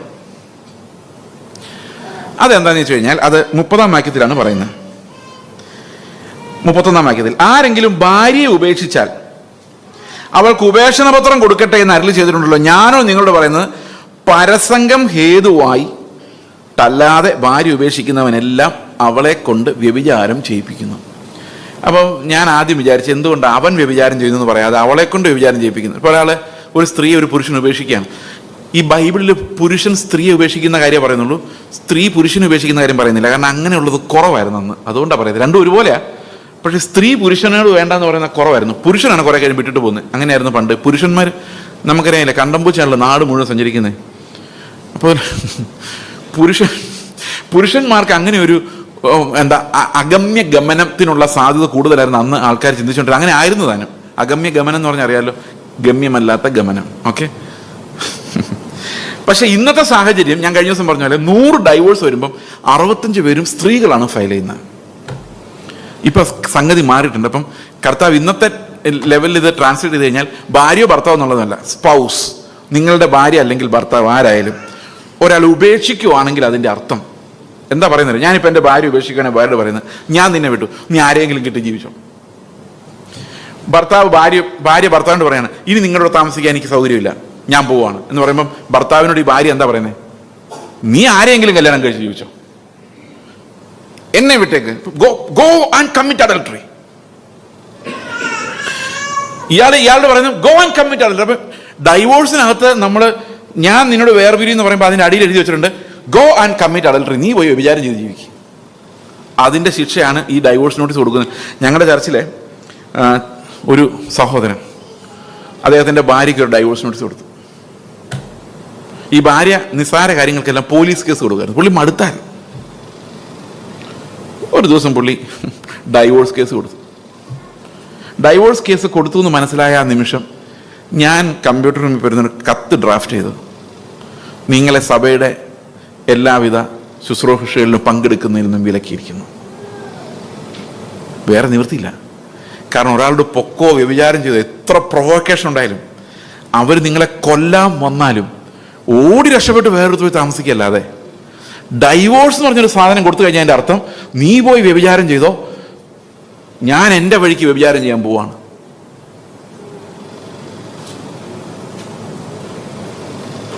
അതുകൊണ്ട് കർത്താവ് പറഞ്ഞു. അപ്പോൾ ശിഷ്യന്മാർ ഈ മത്തായിയുടെ സുവിശേഷം 19-ാം അധ്യായത്തിൽ ശിഷ്യന്മാർ ചോദിക്കുന്നുണ്ട്, ഇങ്ങനെയൊക്കെ കഠിനമായിട്ട് നീ പറഞ്ഞാൽ കല്യാണം കഴിക്കാൻ പോകാതിരിക്കുന്നതല്ലേ നല്ലത്? കാരണം കുറേ നാൾ കഴിയുമ്പോൾ വഴക്കാവും, തല്ലിപ്പൊളിയാവും. കല്യാണം കഴിക്കുന്നവർ എങ്ങനെയെങ്കിലും കല്യാണം കഴിച്ചാൽ മതി എന്നുള്ളൂ, കല്യാണം കഴിച്ചു കഴിഞ്ഞാൽ എങ്ങനെയെങ്കിലും അതിന് രക്ഷപ്പെട്ടാൽ മതി എന്നുള്ളൂ. അതുകൊണ്ട് ശിഷ്യന്മാരിന്ന് കർത്താവിൻ്റെ ചോദിക്കുക, കർത്താവ് ഇതിനകത്ത് പെട്ടുപോയി കഴിഞ്ഞാൽ മാറാൻ പറ്റത്തില്ലെങ്കിൽ പിന്നെ കല്യാണം കഴിക്കാൻ പോകാതിരിക്കുന്നതല്ല നല്ലത്. അപ്പോൾ കർത്താവ് പറഞ്ഞ മറുപടി, നീ ഒന്നും കല്യാണം കഴിക്കാതിരിക്കുന്നതന്നെ നല്ലതെന്ന്. കർത്താവ് പറഞ്ഞു, ഡൈവോഴ്സ് ചെയ്യണമെന്ന് നിനക്ക് തോന്നുവാണെങ്കിൽ കല്യാണം കഴിക്കണ്ട, കാരണം സ്വർഗരാജ്യത്തെ പ്രതി ഷണ്ണനായിട്ട് ജീവിച്ചു. അവിടെ പറഞ്ഞത് ദൈവം എന്നാലും അത് പൊറുക്കയില്ലെന്നാണ്. Whatever be the consequence. നിങ്ങൾ വേണേ സെപ്പറേറ്റ് ആയിട്ട് താമസിക്കാം, അത് പൗലോസും പറയുന്നുണ്ട്. പക്ഷേ ഡൈവോഴ്സ് വേർപെടുവിച്ചാൽ അതിനർത്ഥം എൻ്റെ ഭാര്യ എന്നോട് ഭയങ്കരമായി തെറ്റ് ചെയ്തു, അല്ലെ എൻ്റെ ഭർത്താവ് എന്നോട് ഭയങ്കരമായി തെറ്റ് ചെയ്തു, ഞാനിതാ ഡൈവോഴ്സ് ചെയ്യുന്നു. അപ്പൊ കർത്താവ് പറയും, ഞാൻ നിന്നെ അങ്ങ് വിട്ടേക്കാം, നീ എന്നോട് എന്തെല്ലാം തെറ്റാണ് ചെയ്യുന്നത്. അപ്പൊ രക്ഷയ്ക്കും എതിരെയുള്ള, കാരണം സ്ത്രീയുടെ തല പുരുഷൻ, പുരുഷന്റെ തല ക്രിസ്തു, ക്രിസ്തുവിന്റെ തല ദൈവം. എന്നിട്ട് ഈ 4 പേരും കൂടെ ഒരു ഉടമ്പടിയാണ്. കല്യാണത്തിന്റെ സമയത്ത് മരണം നമ്മെ വേർപിരിക്കുന്നത് വരെ സുഖത്തിലും ദുഃഖത്തിലും ആരോഗ്യത്തിലും അനാരോഗ്യത്തിലും. കുറച്ചു നേരം കഴിയുമ്പോൾ അത് ഡൈവോഴ്സ് നമ്മളെ വേർപിരിക്കുന്നവരെ നാക്കിയാൽ അത് ഇവിടെ നടക്കും. പക്ഷെ സ്വർഗത്തിലെ ആ ഫയലിനകത്തുണ്ടല്ലോ, ഇയാളുടെ ഭാര്യ ഇയാളെന്ന് എഴുതിയിട്ടുണ്ട്, അത് മരണം വരെ എഴുതി സീൽ ചെയ്ത ഒരു ബുക്ക് സ്വർഗത്തിലുണ്ട്. ആ പുസ്തകം ഇവിടെ ഇരുന്ന ജഡ്ജിക്ക് മായ്ക്കാൻ പറ്റത്തില്ല. അതും വ്യഭിചാരമാണ്. അപ്പൊ വ്യഭിചാരത്തിന്റെ കീഴിൽ എന്തൊക്കെയാ വന്നേക്കെന്ന് നോക്കി. നിങ്ങളുടെ വിവാഹ ജീവിതത്തിൽ എന്ത് കുഴപ്പമുണ്ടായാലും നിങ്ങൾ ഇങ്ങനെ പറയാണ്, വേണ്ടായിരുന്നു, നിന്നെ കെട്ടണ്ടായിരുന്നു, എവിടെയെങ്കിലും പൊക്കോ, ഞാൻ പോവാ. ഇതൊക്കെ പറയുന്നത് എന്താണെന്നറിയോ? വ്യഭിചാരത്തിന്റെ കീഴിൽ വരുന്നതാണ്. കാരണം അതെല്ലാം ഈ ബന്ധം മുറിക്കുന്നതിലേക്ക് വിരൽ ചൂണ്ടുന്ന പാപമാണ്. വഴക്കുണ്ടാക്കി ഒന്ന് കൊടുത്താൽ വേണ്ട കേട്ടോ, ഞാൻ പറഞ്ഞ അതെല്ലാം പാപമാണ്. അതിനേക്കാളും ഗൗരവമാണ് rejection. When I reject that person, എനിക്ക് നിന്നെ വേണ്ട, നിന്റെ കൂടെ താമസിക്കില്ല. നിങ്ങൾ പറയോ ദേഷ്യം വരുമ്പോൾ? You are sinning against the covenant. ദൈവം തന്ന കവനന്റിനെതിരെ പാപം ചെയ്യുന്നു. ഞാൻ ഈ വിവാഹം ചെയ്ത ശേഷം ഡീസന്റ് ആയിട്ടുള്ള വ്യഭിചാരങ്ങളായത്. ഇവരെ ആരും വ്യഭിചാരി നാട്ടുകാരെ വിളിക്കത്തില്ല. പക്ഷെ ദൈവത്തിന് മുമ്പിൽ അത്, ഇപ്പൊ ഒരാളെ ഡൈവോഴ്സ് ചെയ്ത് വേറെ ആളെ കെട്ടുമ്പം ജീവിതകാലം മുഴുവൻ അത് വ്യഭിചാരം എന്ന് സ്വർഗത്തിൽ എഴുതുക. കാരണം എന്താ? ഒറിജിനൽ ജീവിച്ചിരിക്കുന്നു. എല്ലാവർക്കും സന്തോഷമായ ഞെട്ടൽ മാറിയ. ഇനി ഞാനൊരു കാര്യം പറയട്ടെ, അറിയായ്മയുടെ കാലത്ത് പലതും സംഭവിച്ചിട്ടുണ്ടാകും. പക്ഷെ ഇത് പ്രസംഗിച്ച ശേഷം, നിങ്ങളിത് കേട്ട ശേഷം ഈ വചനം നിങ്ങൾക്കെതിരെ അവിടെ കിടന്ന് നിലവിളിക്കും സ്വർഗത്തിൽ ചെല്ലുമ്പോൾ. ഓക്കെ, അപ്പോൾ അത് അവിടെ ഇരിക്കട്ടെ അല്ലേ. അപ്പൊ വ്യഭിചാരത്തിന്റെ കീഴിൽ എന്തെല്ലാം ഉണ്ട്? നോട്ടം, ആഗ്രഹം, പിന്നെ ഫോർണിക്കേഷൻ, അഡൽട്ടറി, അതെല്ലാം റിയൽ സിൻസ്. അതുകൂടാതെ ദൈവം ഏൽപ്പിച്ചിരിക്കുന്ന കവനന്റൽ റിലേഷൻഷിപ്പിനെതിരെയുള്ള എല്ലാം ഉപേക്ഷണത്തിലേക്ക് നയിക്കുന്നത്. ആ കർത്താവ് പറഞ്ഞു, ദൈവം കൂട്ടി യോജിപ്പിച്ചതിനെ മനുഷ്യൻ, അത് ഭാര്യ ആയാലും ഭർത്താവായാലും, ഭർത്താവിൻ്റെ അപ്പനായാലും അമ്മയായാലും, ചില വീട്ടിൽ ഈ കല്യാണം കഴിഞ്ഞാൽ പിന്നെ കാര്യങ്ങൾ നടത്തുന്നത് സ്പൗസസിൻ്റെ പേരൻസാണ്. അതായത് ഭർത്താവിൻ്റെ അപ്പനും അമ്മയാണ് കാര്യങ്ങൾ തീരുമാനിക്കുന്നത്, അല്ലെങ്കിൽ ഭാര്യയുടെ അപ്പനും അമ്മയാണ് കാര്യങ്ങൾ തീരുമാനിക്കുന്നത്. മകള് എപ്പോഴും അമ്മയെ വിളിച്ച് ചോദിക്കും, ഞാൻ എന്നാ ചെയ്യേണ്ടത്, എൻ്റെ ഭർത്താവ് ഇങ്ങനെ പറഞ്ഞു, 2 വർത്താനം ഞാൻ തിരിച്ച് പറയട്ടെ. അപ്പം അമ്മ പറയും, നീ 2 വർത്താനം പറഞ്ഞ്, അല്ലെങ്കിൽ അവൻ നിന്നെ ഒതുക്കിക്കളയും. നമ്മളങ്ങനെ വിട്ടുകൊടുക്കരുത്, വിട്ടുകൊടുക്കില്ല. ഈ മാതാപിതാക്കൾ പുറകിൽ നിന്ന് സ്ക്രൂ കയറ്റിവിടും. ഈ ഓരോ സ്ക്രൂവും മക്കളെ വ്യഭിചാരത്തോട് പറഞ്ഞു വിടുന്നതിന് തുല്യമാണ്. ഓരോ സ്ക്രൂവും. When you are attacking the institution of marriage, you are attacking the moral conscience of those persons. ദൈവത്തിൻ്റെ മോറൽ ലോയ്ക്കെതിരെയുള്ള വെല്ലുവിളിയാണതെല്ലാം. അതുകൊണ്ടാണ് നമ്മൾ ഈ കല്യാണം കഴിയുമ്പോൾ 2-3 പ്രാവശ്യം കയറ്റി പറയിപ്പിക്കുന്നത്. മാതാപിതാക്കളെ, അയൽവക്കക്കാരെ, നാട്ടുകാരെ, ഇവരെ വിയോജിപ്പിക്കുന്ന ഒരു പരിപാടി നിങ്ങളുടെ ഹൃദയത്തിൽ പോലും തോന്നരുത്. അത് ഭാര്യയും ഭർത്താവിനും തോന്നരുത്, ആർക്കും തോന്നരുത്. കാരണം എല്ലാ ദിവസവും, ഞാനത് ആദ്യത്തെ ദിവസം നിങ്ങളോട് പറഞ്ഞത്, വീട്ടിൽ പോയിട്ട് കർത്താവിനോട് പറയണം, കർത്താവ് ഇയാളെ തന്നെ എനിക്ക് ഭർത്താവായി തന്നതിന്, ഭാര്യയായി തന്നതിന് എത്ര നന്ദി പറഞ്ഞാലും മതിയാവില്ല. അപ്പം നിങ്ങൾ എന്നോട് പറയുമായിരിക്കും, പാസ്റ്ററെ, പാസ്റ്ററിന് അറിയാൻ മേല ഞങ്ങൾ അനുഭവിക്കുന്ന എന്താണ്. നിവൃത്തിയില്ല പാസ്റ്ററെ, എവിടെയെങ്കിലും ഓടിപ്പോണം തോന്നും. ശരിയാണ്, പക്ഷെ അതിനൊരു പ്രശ്നമുണ്ട്. അപ്പം നിങ്ങൾ ചോദിക്കും, ദൈവം പ്ലാൻ ചെയ്ത കല്യാണത്തിനകത്ത് എങ്ങനെ പ്രശ്നങ്ങളുണ്ടാകുന്നത്? ഞങ്ങളാണെ പ്രേമിച്ചിട്ടില്ല, നിർബന്ധം പിടിച്ചിട്ടില്ല, ദൈവത്തോട് പ്രാർത്ഥിച്ച് ദൈവാലോചനയാണെന്ന് വിചാരിച്ച് കെട്ടിയതാണ്, എന്നിട്ട് ഇങ്ങനെ അതുകൊണ്ട് അങ്ങനെ ആയത്. കാരണം ദൈവം കല്യാണം കഴിപ്പിക്കുന്നത് എന്തിനാണെന്ന് വിചാരിച്ചിരിക്കുന്നത്? നിങ്ങൾ 2 പേരും കൂടെ മാളിൽ പോയി സാധനമൊക്കെ വാങ്ങിച്ച് ഐസ്ക്രീമും നിന്ന് കെട്ടിപ്പിടിച്ച് ഫോട്ടോ എടുത്ത് സെൽഫി എടുത്ത് ഫേസ്ബുക്കിൽ ഇടാനാണോ നിങ്ങളെ കല്യാണം കഴിപ്പിക്കുന്നത്? അല്ല. ഇടയ്ക്ക് കോൺഫ്ലിക്റ്റ് ഉണ്ടാവും, വഴക്കുണ്ടാവും. അന്നേരം സബ്മിഷൻ എന്താണെന്ന് പഠിക്കും, കീഴടങ്ങേണ്ടത് എങ്ങനെയാണെന്ന് പഠിക്കും, അനുസരിക്കേണ്ടത് എങ്ങനെയാണെന്ന് പഠിക്കും, സ്നേഹിക്കേണ്ടത് എങ്ങനെയാണെന്ന് പഠിക്കും, ക്ഷമിക്കേണ്ടത് എങ്ങനെയാണെന്ന് പഠിക്കും, രമ്യപ്പെടേണ്ടത് എങ്ങനെയാണെന്ന് പഠിക്കും. നിങ്ങൾ ക്ഷമ കുറഞ്ഞ ഒരാളാണെങ്കിൽ നിങ്ങളെ ക്ഷമ പഠിപ്പിക്കുന്ന ഒരാളെ ആയിരിക്കും ദൈവം തരുന്നത്. കാരണം ദൈവത്തിൻ്റെ ഉദ്ദേശം വിശുദ്ധീകരണമാണ്. നിങ്ങൾ ഭയങ്കര ദേഷ്യപ്പെടുന്ന ഒരാളാണെങ്കിൽ നിങ്ങളുടെ ദേഷ്യം ഒട്ടും വർക്ക് ചെയ്യാത്ത ഒരാളായിരിക്കും. എത്ര ദേഷ്യപ്പെട്ടാലും മൈൻഡ് ചെയ്യാത്ത ആളായിരിക്കും നിങ്ങൾക്ക് തരുന്നത്. നിങ്ങൾ മാത്രമല്ല എറിഞ്ഞ് പൊടിച്ചിട്ട് സമാധാനമായിട്ട് ഇറങ്ങി പോകേണ്ടി വരും. She will not mind. അങ്ങനെ പതുക്കെ പഠിക്കും. മനുഷ്യന്റെ ദേഷ്യം കൊണ്ട് ദൈവത്തിന്റെ നീതി വരുന്നില്ല. Learn slowly. ഓക്കെ, ഇനി അടുത്തത് സത്യം ചെയ്യരുതെന്നുള്ളതാണ്. ഇനി ഉപേക്ഷിച്ചവളെ വിവാഹം കഴിക്കുന്നവനും വ്യഭിചാരം ചെയ്യും. അത് ഞാൻ പറയാൻ വിട്ടുപോയി. ഈ ഉപേക്ഷിച്ചവളെ വിവാഹം കഴിക്കുന്ന വ്യഭിചാരം ചെയ്യുന്ന പറയാനുള്ള കാരണം എന്താണ്? കാരണം വേറൊരാളുടെ ഭാര്യയാണ്. മരണം സംഭവിച്ചാൽ കുഴപ്പമില്ല, പക്ഷെ മരണം സംഭവിക്കാത്തടത്തോളം കാലം ഡൈവോഴ്സ് ആയി എന്നും പറഞ്ഞുകൊണ്ട് നിങ്ങൾ ഒരാളെ കല്യാണം കഴിച്ചാൽ അപ്പോഴും ദൈവത്തിൻ്റെ ഡയറിയിൽ, ദൈവത്തിൻ്റെ ഒരു ഡയറി ഉണ്ടെന്ന് എനിക്കറിയാൻ പറ്റില്ല, പുസ്തകമുണ്ട്, അതിനകത്ത് അവർ ഭാര്യാഭർത്താക്കന്മാരാണ്. ഓക്കെ, ഇനി അടുത്തത് സത്യം ചെയ്യുന്നതിനെ കുറിച്ചാണ്. നല്ല സ്പീഡിൽ പോകുന്നുണ്ട്, നല്ല സ്പീഡല്ലേ ഇപ്പം? അപ്പൊ കർത്താവ് നമ്മളോട് പറഞ്ഞൊരു കാര്യമാണ് സത്യം ചെയ്യരുത്.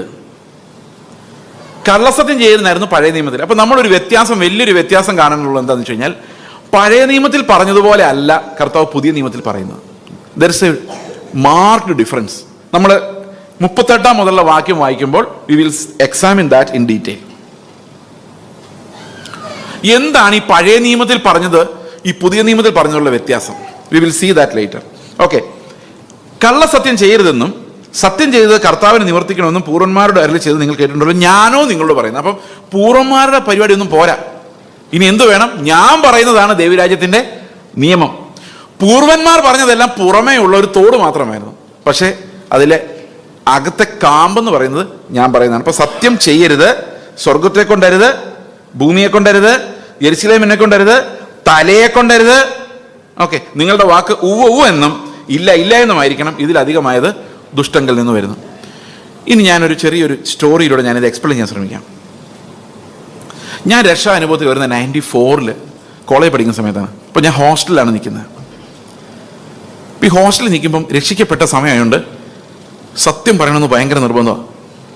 അതായത് അബദ്ധത്തിൽ പോലും ഒരു കള്ളം പറയരുത് എന്നുള്ളതാണ്. അതിനുവേണ്ടി വളരെ സൂക്ഷിക്കും. നമ്മൾ എന്ത് പറയുമ്പോഴും സൂക്ഷിച്ച് പറയും. അപ്പം പതുക്കെ ഞങ്ങളുടെ ഹോസ്റ്റലിലെ വാർഡൻ എന്നെ ഭയങ്കര വിശ്വാസമായി. ഞാൻ എന്ത് പറഞ്ഞാലും പുള്ളി അതുപോലെ വിശ്വസിക്കും. ഞാൻ പറയും ഇപ്പോൾ വെളിയിൽ മഴയാന്ന് പറഞ്ഞാൽ ആണോ കുട എടുത്തുകൊണ്ട് വരാൻ പറയും. അത്ര വിശ്വാസം. ഏതെങ്കിലും പിള്ളേർ വഴക്കുണ്ടാക്കി ഉടനെ പറയും ചേച്ചിനെ വിളിക്കാന്ന് പറയും. ഞാൻ ചെല്ലും, ഞാൻ പറയും ഇങ്ങനെ അയാളെ മാന്തി, ഇയാളെ തൊഴിച്ചു, ഓക്കെ. പിന്നെ അവരോടൊരു ചോദ്യമില്ല. ഇങ്ങനെ ഞാൻ സുഖമായിട്ട് വാഴുകയായിരുന്നു. അതായത് എന്ത് പറഞ്ഞാലും വാർഡനും കേൾക്കുകയും രസമല്ലേ. പക്ഷേ ദുർവിനിയോഗം ചെയ്തില്ല, ചെയ്യാതെ സൂക്ഷിച്ചു. കാരണം ഇത് പൊട്ടിയല്ലോ. അപ്പോൾ ഇങ്ങനെ സത്യസന്ധനായി അഭിനയിച്ച് ഞാൻ ആദ്യകാലങ്ങളൊക്കെ ചെലവഴിച്ചു. അങ്ങനെ എനിക്ക് ഒരു ദിവസം എനിക്കൊരു വല്ലാത്ത ബുദ്ധി തോന്നി. പതിവില്ലാതെ ഞാനൊരു കുറേ നേരം കണ്ടിന്യൂസ് ആയിട്ടിരുന്ന് പഠിച്ചു. കുറേ പെൻഡിങ് ആയിരുന്നു, ഒത്തിരി പഠിക്കാൻ ബാക്കിയുണ്ടായിരുന്നു. ഞാൻ ഒരു ദിവസം തലേദിവസം രാത്രി 1 മണിക്കൂർ മറ്റോ ഉറങ്ങിയുള്ളൂ. ഫുൾ ടൈം ഇങ്ങനെ എഴുതി പഠിച്ച് പിറ്റേ ദിവസം രാവിലെയായി ആഹാരം കഴിക്കാൻ വേണ്ടി മാത്രം എഴുന്നേറ്റ് പോയി. രാത്രിയായി 11 മണിയായി, ബോധം പോയി ഒറ്റ ഉറക്കം ഉറങ്ങി. അന്ന് രാത്രിയിൽ അവിടെ ഒരു അത്ഭുതം സംഭവിച്ചു. ഞാൻ താമസിച്ചിരുന്ന റൂമിൻ്റെ വെളിയിൽ അതിൻ്റെ താഴെ റൂമിൻ്റെ ഒരു സ്റ്റെപ്പ് ഇറങ്ങുമ്പോൾ അവിടെ ഒരു നമ്മുടെ പഴയ കറക്കുന്ന ഫോണുണ്ടല്ലോ, റിങ്, ആ ഒരു ഫോൺ ഇങ്ങനെ വയറിൽ ഒരു പടിയിൽ വെച്ചായിരുന്നു. ആ ഹോസ്റ്റലിൽ ഒരുത്തൻ, അന്ന് പുതുതായിട്ട് വന്ന ഒരുത്തൻ, ഈ പടിയിലൊരു ഗുണ്ട് കൊണ്ടുപോയി വെച്ച് അത് പൊട്ടിച്ചു. ഗുണ്ടെന്ന് പറഞ്ഞാൽ മനസ്സിലായ ഭയങ്കര പടക്കം. ആ പടക്കം വെച്ച് ആ ടെലിഫോൺ ചിതറിപ്പോയി. എൻ്റെ റിസീവർ ഇങ്ങനെ തൂങ്ങിക്കിടന്നു. അത് വെച്ചിരുന്ന തടിയുടെ സ്റ്റാൻഡ് ചിന്ന ഭിന്നമായിപ്പോയി. അവിടുന്ന് 100 മീറ്റർ ദൂരെ ചാലുകുന്ന് ജംഗ്ഷനിൽ നിന്ന് ഒരാൾക്കാർ ഓടി വന്നു ഈ സൗണ്ട് കേട്ടിട്ട്. എല്ലാവരും ചാപ്പലിൽ കൂടി. ഉടനെ വാർഡൻ പെട്ടെന്ന് ചേസ് എവിടെ? കാരണം ഞാനാണ് അവിടുത്തെ എന്താ പറയുന്നത്, ഈ വാർഡൻ്റെ സത്യം സൂക്ഷിപ്പുകാരൻ. ഞാനില്ല, ഞാൻ ഭയങ്കര ഉറക്കം. ഈ ഗുണ്ട് പൊട്ടിയത് ഞാൻ അറിഞ്ഞില്ല. ആരോ വന്ന് എന്നെ തട്ടി എഴുന്നേപ്പിച്ചിട്ട് ഞാൻ എന്തോ ബോംബ് പൊട്ടി താഴെ. ഞാൻ ഓടി ചെന്നപ്പം പറഞ്ഞു ചേച്ച എന്തെങ്കിലും അറിയാം? ഞാൻ പറഞ്ഞു എന്താ സാർ, ബോംബ് പൊട്ടി. എവിടെ? അപ്പം അറിഞ്ഞില്ല. ഇല്ല. എവിടെ? നാട് മുഴുവൻ അറിഞ്ഞ? ഞാൻ പറഞ്ഞു ഞാൻ അറിഞ്ഞില്ല. പുള്ളിയുടെ ഉള്ളിലൊരു സംശയമുണ്ട്, ഞാനാണോ? എനിക്കറിയാം. ആ സംശയം പുള്ളി അങ്ങനെ വെച്ചോണ്ടിരുന്നു. അങ്ങനെ ഒരു ദിവസം പുള്ളി അപ്പം ഈ ബോംബ് പൊട്ടി കഴിഞ്ഞപ്പം പുള്ളിക്ക് ഏത് റൂമിൽ ചെന്നാലും വെടിമരുന്നിൻ്റെ മണം വരും. ഈ തിയറി ഓഫ് അസോസിയേഷൻ എന്ന് പറയുന്ന ഒരു സൈക്കോളജിക്കൽ പ്രോബ്ലമാണ്. പുള്ളി ഏത് റൂമിൽ ചെന്നാലും ഇങ്ങനെ മണം പിടിക്കും. അപ്പോൾ ഒരു റൂമിൽ ഇരുന്നുകൊണ്ട് പുള്ളി ഇങ്ങനെ മണം പിടിച്ചു. പുള്ളിക്ക് എന്തോ സംശയം വന്നു. പുള്ളി ചേസിങ് വന്നേ, ഇവിടെ ഒരു വെടിമരുന്നിൻ്റെ മണം വരുന്നില്ല. ഇപ്പം ഞാൻ മൂക്കൊന്ന് വലിച്ചു. പക്ഷേ എന്താ പറ്റുമെന്ന് വെച്ച് കഴിഞ്ഞാൽ സത്യമായിട്ടും ഞാൻ നിങ്ങളോട് സത്യം പറയാം, ആണിടേണ്ട കാര്യമില്ല, പറഞ്ഞു പോകും, ജലദോഷമായിരുന്നു. എനിക്കൊരു മണവും കിട്ടിയില്ല. ഞാൻ പോലെ പറഞ്ഞു എനിക്കൊരു മണവും കിട്ടുന്നില്ലെങ്കിൽ ജലദോഷമാണെന്ന് പറഞ്ഞ് ഇന്ന് കാണിച്ചു. പുള്ളിക്ക് അതോടെ മനസ്സിലായി ഞാനാണ് ബോംബ് വെച്ചത്, ഞാനല്ല. പിന്നെ ഞാൻ എന്നാ പറഞ്ഞാലും പുള്ളി വിശ്വസിക്കില്ല. ഉവ്വല്ല, ഇല്ല ഇല്ല അല്ല, ഇല്ല എന്ന് പറഞ്ഞാൽ 10 പ്രാവശ്യം ആണിടണം. അതായത് എൻ്റെ ക്രെഡിബിലിറ്റി പോയി. നമ്മൾ ഈ കള്ളം പറഞ്ഞ ഒരു ശീലം നമുക്കുണ്ടെങ്കിൽ നമുക്ക് ആൾക്കാരുടെ മുമ്പിൽ ക്രെഡിബിലിറ്റി ഇല്ല. അപ്പം നമ്മൾ ആണയിടേണ്ടി വരും. സത്യമായിട്ടും ബ്രദറെ, അതെന്തിനാന്ന് വെച്ച് കഴിഞ്ഞാൽ കള്ളം വിശ്വസിപ്പിക്കാനുള്ള ഒരു തന്ത്രമാണ് ആണ. ഓക്കെയാണോ? അപ്പൊ ആണയാണ് എല്ലാത്തിനും തീർച്ച വരുത്തുന്നത്. എബ്രായ ലേഖനത്തിൽ പറയുന്നുണ്ട് ഈ ആണയ്ക്ക് ഭയങ്കര പ്രാധാന്യമുണ്ട്. മനുഷ്യരോട് ആണ ഇടരുതെന്ന് പറഞ്ഞ ദൈവം എബ്രായ ലേഖനത്തിൽ പറയുന്നത് അവൻ ഒരാണയാൽ വാഗ്ദത്തം നൽകി. അപ്പൊ ഞാൻ ആലോചിച്ചു, മനുഷ്യരോട് ആണയിടരുതെന്ന് പറഞ്ഞ ദൈവം എന്തിനാണ് ആണയിടുന്നത്? കാരണം ഈ ദൈവം നമ്മളെ രക്ഷിക്കും എന്ന് പറയുന്നത് ആർക്കും വിശ്വസിക്കാൻ പറ്റുന്ന കാര്യമല്ല.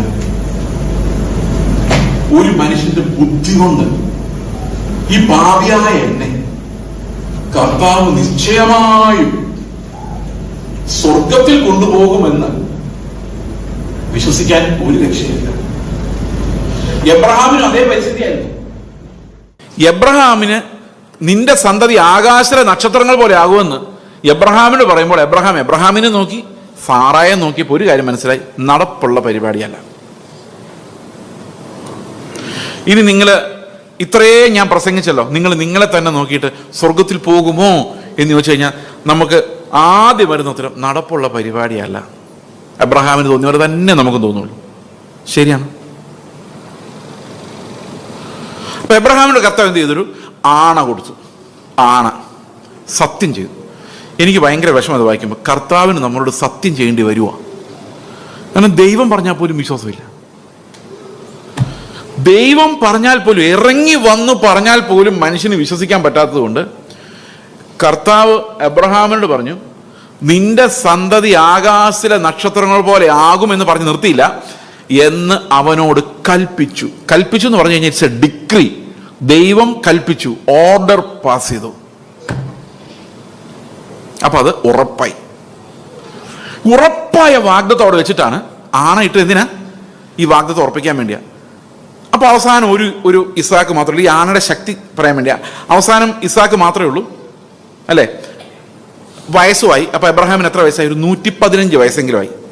സാറ മരിക്കാറായ സമയത്ത് കർത്താവ് എബ്രഹാമിനോട് പറയാണ്, നിന്റെ ഏകജാതനായ, അപ്പൊ ഇസ്മായിലിനൊന്നും കർത്താവ് ചിന്തിക്കുന്നില്ല, ഇസഹാക്കിനെ മോറിയ മലയിൽ കൊണ്ടുവന്ന് എനിക്കായിട്ട് യാഗം കഴിക്കണം. അപ്പം എബ്രഹാം എന്താ സാധാരണഗതിയിൽ ദൈവത്തോട് പറയേണ്ടത്? കർത്താവെ, നീയല്ലേ കർത്താവെ വാഗ്ദത്തം. എന്താ വാഗ്ദത്തം? നിന്റെ സന്തതി ആകാശത്തിലെ നക്ഷത്രങ്ങൾ പോലെയാ. ആകെ ഇസ്ഹാക്കല്ലേ ഉള്ളൂ. എന്റെ പ്രായം 115. എന്റെ ഭാര്യ ഇപ്പൊ മരിക്കാറായി. ഈ ഇസ്ഹാക്കിനെയും കൂടെ ഞാൻ യാഗം കഴിച്ചാൽ എന്റെ അവസ്ഥ എന്താവും കർത്താവെ എന്നല്ല ഞാനാണ് അങ്ങനെ ചോദിക്കില്ല. കാരണം എബ്രഹാമിന് ഇങ്ങനെ ദൈവത്തോട് പ്ലീഡ് ചെയ്തിട്ടുള്ള ഒരു ചരിത്രമുണ്ട്. സോദോം ഗൊമോറയെ നശിപ്പിക്കാൻ പോകുന്ന സമയത്ത് എബ്രഹാം കാല് പിടിച്ച് കാര്യം നിലവിളിച്ച് ഒരാളെങ്കിലും ഉണ്ടെങ്കിൽ, അത് അങ്ങനെ ഒന്നും ഇപ്പൊ പറഞ്ഞില്ല. എന്താ കാര്യം എന്നറിയോ? പൗലോസാണ് അതിന് മറുപടി പറയുന്നത്. അതുകൊണ്ടാണ് ഞാൻ ഇന്നലെ നിങ്ങളോട് പറഞ്ഞത്, പഴയ നിയമം ഒരിക്കലും ശാസ്ത്രിമാരും പരീശന്മാരും വായിച്ച പോലെ വായിക്കരുത്. അപ്പോസ്തലന്മാർ വായിച്ച പോലെ വായിക്കണം. അപ്പോഴാണ് എന്താണ് എബ്രഹാം അങ്ങനെ അനുസരിക്കാനുള്ള കാരണമെന്ന് മനസ്സിലാകുന്നത്. എബ്രഹാമിന് കൊടുത്ത ആണയുടെ പവർ അത്. കാരണം എബ്രഹാമിന്റെ കർത്താവ് പറഞ്ഞായിരുന്നു, എന്ത് സംഭവിച്ചാലും നിന്റെ സന്തതി ആകാശത്തിലെ നക്ഷത്രങ്ങൾ പോലെ ആകും. അപ്പൊ ഈ കൊച്ചുമായിട്ട് യാഗം അർപ്പിക്കാൻ പോകുമ്പോൾ എബ്രഹാമിന്റെ മനസ്സിൽ എന്താന്നാ പൗലോസ് പറയുന്നറിയോ? മരിച്ചവരെ ഉയർപ്പിക്കുകയും ഇല്ലാത്തതിനെ ഉള്ളതുപോലെ വിളിച്ചു വരുത്തുകയും ചെയ്യുന്നവനായി താൻ വിശ്വസിച്ച ദൈവത്തിൽ. അപ്പൊ ഈ ആണ ഇട്ടുകൊണ്ട് എന്തുണ്ടായി? അബ്രഹാമിന് എന്തുണ്ടായി? ഒരു വിശ്വാസം ഉണ്ടായി. എന്താ വിശ്വാസം ഉണ്ടായത്? ഈ ഇസ്ഹാക്ക് ഉണ്ടെങ്കിലും ഇല്ലെങ്കിലും ദൈവം ഡിക്രി പുറപ്പെടുവിച്ചിരിക്കുന്നത് കൊണ്ട്, ആണ ഇട്ടിരിക്കുന്നത് കൊണ്ട് അതൊരിക്കലും മുടങ്ങുകയില്ല. ഞാൻ അതിനെക്കുറിച്ച് ഭാരപ്പെടേണ്ട കാര്യമില്ല. അതിന്റെ കൂടെ ഉണ്ടായ വിശ്വാസം കേട്ടാൽ നിങ്ങൾ ഞെട്ടിപ്പോകും. അതാണ് വിശ്വാസത്താലുള്ള നീതീകരണം, നീതീകരണത്തിന് ശേഷമുള്ള വിശുദ്ധീകരണം, വിശുദ്ധീകരണത്താലുള്ള അനുസരണം. അത് എബ്രഹാമിന്റെ ലൈഫിൽ നമുക്ക് കാണാം. എന്നിട്ട് എബ്രഹാം ഈ കൊച്ചുമായിട്ട് പോയി അവിടെ ചെന്നു. അപ്പോൾ എബ്രഹാമിന്റെ മനസ്സിലുണ്ടായിരുന്ന വിശ്വാസം, മരിച്ചവരെ ഉയർപ്പിക്കുന്ന ദൈവം. ഇത് റോമാലേഖനം 4:17. മരിച്ചവരെ ഉയർപ്പിക്കുകയും ഇല്ലാത്തതിനെ ഉള്ളതുപോലെ വിളിച്ചു വരുത്തുകയും ചെയ്യുന്നവനായി താൻ വിശ്വസിച്ച ദൈവത്തിൽ.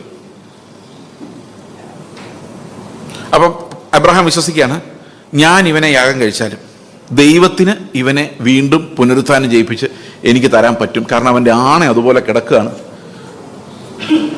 ആണ അവിടെ ഇല്ലെങ്കിലോ ഈ അനുസരണം ഉണ്ടാവില്ല.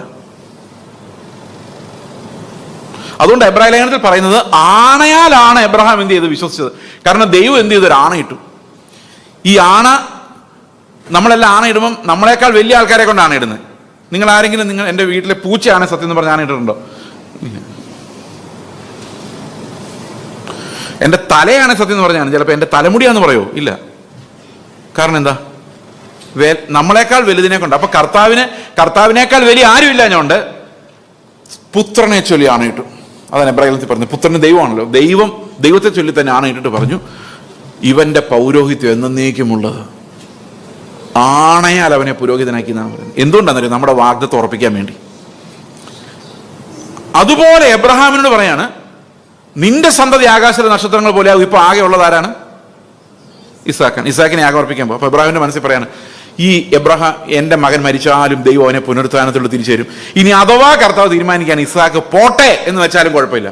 കാരണം ഇല്ലാത്തടത്ത് നിന്ന് ഉള്ളതുപോലെ ബഹുജാതികളിൽ നിന്ന് എനിക്ക് മക്കളെ ഉണ്ടാക്കി തരാൻ ദൈവത്തിന് പറ്റും. ഈ രണ്ട് വിശ്വാസം എബ്രഹാമിന് നിറവേറി. എബ്രായ ലേഖനത്തിൽ വായിക്കുമ്പോൾ അതൊക്കെ മനസ്സിലാകുന്നത്. എബ്രായ ലേഖനത്തിൽ പറയുന്നത്, എബ്രഹാം പുനരുത്ഥാനത്തിൽ നിന്നെന്ന പോലെ ഇസ്ഹാക്കിനെ തിരികെ പ്രാപിച്ചു. പിന്നെ പറയുന്നറിയോ, നമ്മളെപ്പോലെയുള്ള മഹാപാപികൾക്ക് അവൻ ആത്മീക പിതാവായി മാറി. വിശ്വാസത്തിൽ നമുക്ക് ബഹുജാതികൾക്ക് അവൻ അപ്പൊ ഇല്ലാത്തടത്തുനിന്ന് വിളിച്ചു വാരി കൊടുക്കുകയും ചെയ്തു. അതുപോലെ തന്നെ പുനരുത്ഥാനത്തിലൂടെ സ്വന്തം മകനെയും കൊടുത്തു. അതിന്റെ രസം എന്നറിയാം, ഈ വിശ്വാസം ഉള്ളിലേക്ക് വന്നപ്പോഴേക്ക് എബ്രഹാമിന്റെ സ്വഭാവം തന്നെ മാറി. ആ ആണ ഉണ്ടാക്കിയത് നോക്കി, എന്താ ഉണ്ടാക്കിയത് നോക്കി. ഈ ഒരൊറ്റ ആണ കൊണ്ട് എബ്രഹാമിനെ കർത്താവ് എങ്ങനെ മാറ്റിയത് നോക്ക്. ആ ഫെയ്ത്ത് അവന്റെ ഉള്ളിൽ വന്നപ്പോൾ അവൻ എങ്ങനെ നീതീകരിക്കപ്പെട്ടു, എങ്ങനെ വിശുദ്ധനായി, എങ്ങനെ അനുസരിക്കുന്നവനായി മാറി. അടുത്ത എന്താണെന്നറിയാം, എബ്രായ ലേഖനത്തിൽ പറയുന്നത് അതാണ്. പുതിയ നിയമത്തിന്റെ വെളിച്ചത്തിൽ നമ്മൾ പഴയ നിയമം വായിച്ചു കഴിഞ്ഞാൽ ഭയങ്കര റിച്ച് എക്സ്പീരിയൻസ്. അവിടെ പറയാണ്, നമുക്കൊരു കൊച്ചുണ്ടെങ്കിൽ ഇപ്പോൾ ഒരു കൊച്ച് 2 കൊച്ചുങ്ങളൊക്കെ ഉള്ളൂ. കാരണം എന്താ വെച്ച് കഴിഞ്ഞാൽ ഇവനൊക്കെ പഠിപ്പിക്കാൻ വിടാൻ എന്താ ചെലവ്, അത് കഴിഞ്ഞാൽ സെറ്റിലാക്കണമെങ്കിൽ, ജോലി കണ്ടുപിടിക്കണമെങ്കിൽ ഭയങ്കര ബുദ്ധിമുട്ടാണ്. ഒരു കൊച്ചല്ല 2 കൊച്ച്. അപ്പോൾ ഒരു കൊച്ചുണ്ടെങ്കിൽ നമ്മൾ താമസിക്കുന്ന വീടം കൊടുത്താൽ മതി. 2 പിള്ളേരുണ്ടെങ്കിൽ ഓരോരുത്തരും വീട് ഉണ്ടാക്കി കൊടുക്കണം. അപ്പം നിങ്ങൾ ചോദിക്കായിരിക്കും ഇവൻ ഉണ്ടാക്കൂലെന്ന്. അവൻ ഉണ്ടാക്കും, എന്നാലും നമ്മൾ ഉണ്ടാക്കി കൊടുത്താലേ നമുക്കൊരു ബഹുമാനം കിട്ടുള്ളൂ.